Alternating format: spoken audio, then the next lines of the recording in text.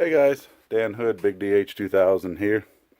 I've had several interesting questions roll in over the past day or two, and I figured I better clear up some things. Uh, First of all, everybody thinks I got some kind of magic set of tools over here that just makes slingshots by themselves. That's not the case. I've got a whole build series. Go look at that. A few things I know that are not there, which I'll talk about. For one, all my bits, my drill bits, they're all just high strength steel. They're nothing fancy. Everybody asks me, well, how do you drill everything? I drill everything with the same bit, pretty much the same speed. I keep it at what I call aluminum drilling speed, which is about 1500 RPM, somewhere in there. If you've got a setting for either 1295 or like 18 something, either one of those is fine. Whenever I get a bit that goes a little dull, this is just my normal grinder, but you'll notice that I actually got a knife sharpening part on it. You can actually sharpen your bits. Okay? You got to be very careful though. I normally do it with two hands. Okay? That bit got used.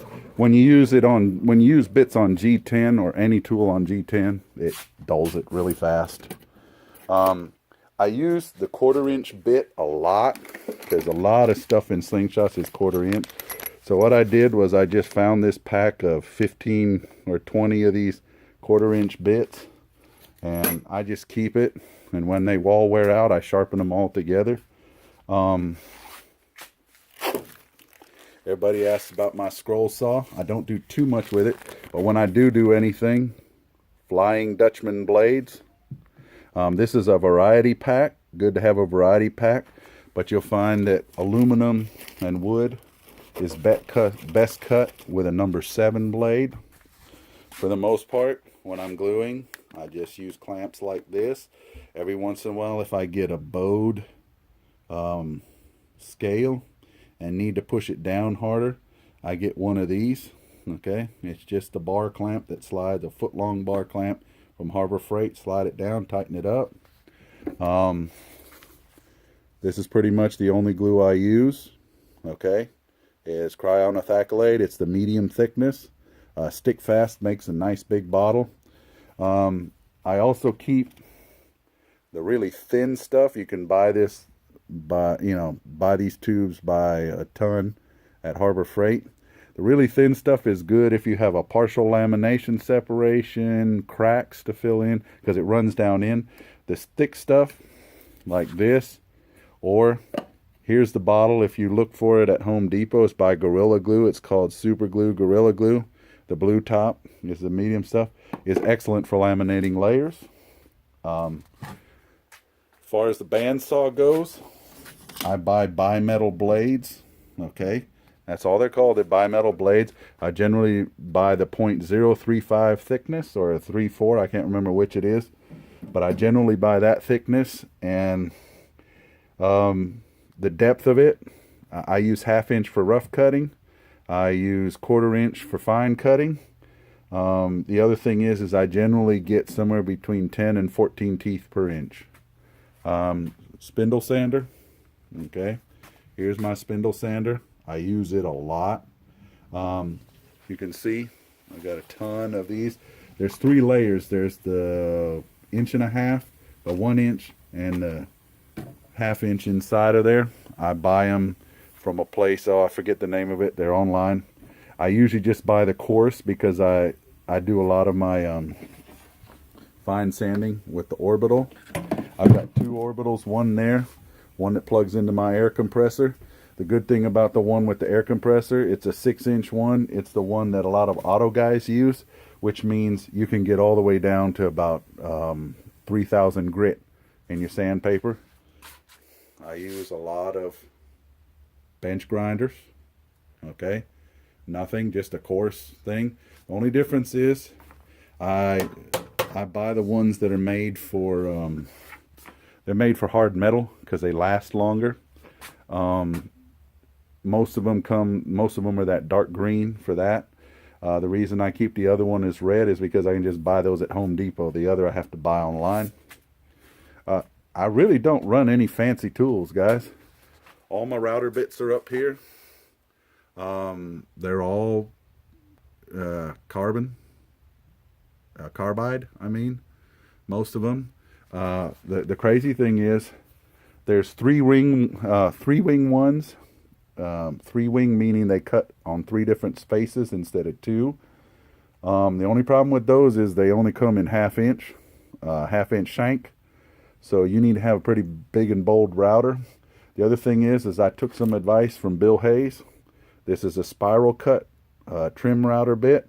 You can see the bearing right here on top, inside of it. And it's a spiral trim. It's a downward cut, so it pulls when you put it in the router on the table, it pulls it towards the router. So that way it pulls the dust down if it's in a router table. If you're routing like this, it'll pull it up in the air. So you maybe want to get the one that spins the other way so that it pushes it down. So it always pushes it away from your face. Okay? Always wear safety gear.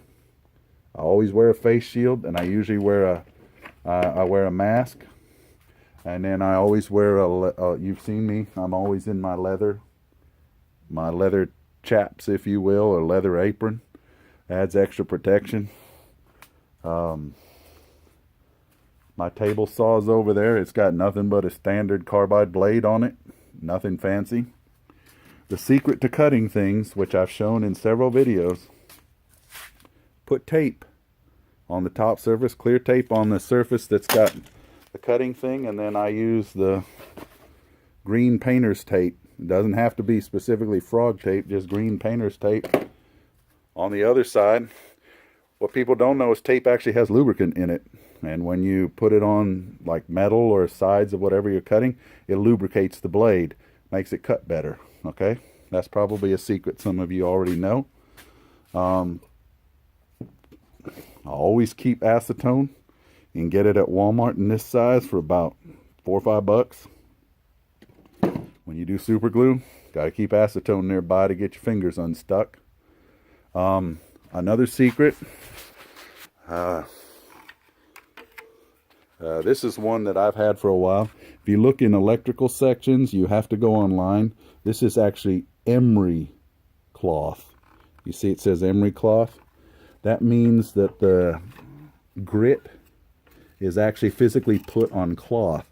It's a whole lot stronger, and you can tear it in thin strips and sand really, really well. Here's a thin strip I've torn. You can see it's cloth on the back. Whole lot stronger. You can put it through holes and pull it back and forth. Show that to you on a build video as well. Let's see if there's anything else here that I use that's very unusual. I do have G-Flex epoxy. I've used it sometimes. It has a nice long shelf life for you to, once you mix it, to put and glue things, but I haven't found it to be any better than super glue, and there's a lot of people that fight me on that. Whatever. I know how it works for me. Okay. Polishing. I've got a lot of polishing wheels, and I've got an open end grinder. Okay, so it's easy to polish, but you can see it makes a mess. Always use a mask and a shield. And you can see I also you've seen me use my drill press for my second drill press for sanding. I sometimes put spinning wheels on it to polish. The thing about polishing is that anytime you polish any kind of metal, it makes the thing black. So if you want to polish something else other than metal, you need to always have a couple of clean wheels. You can only keep them separated for so long, but what you do is you use the old wheels to polish the metal, and you bring in the new wheels and use them to polish wood. All the stuff I polish: wood, Corian, voodoo resin, any kind of resin really. It just all works that way. Everything else I've done videos on, guys. I don't have any fancy tools. I mean, I've just got normal tools. I just learned to use them, I guess. You've seen my whole vacuum chamber setup. It just kind of sits there.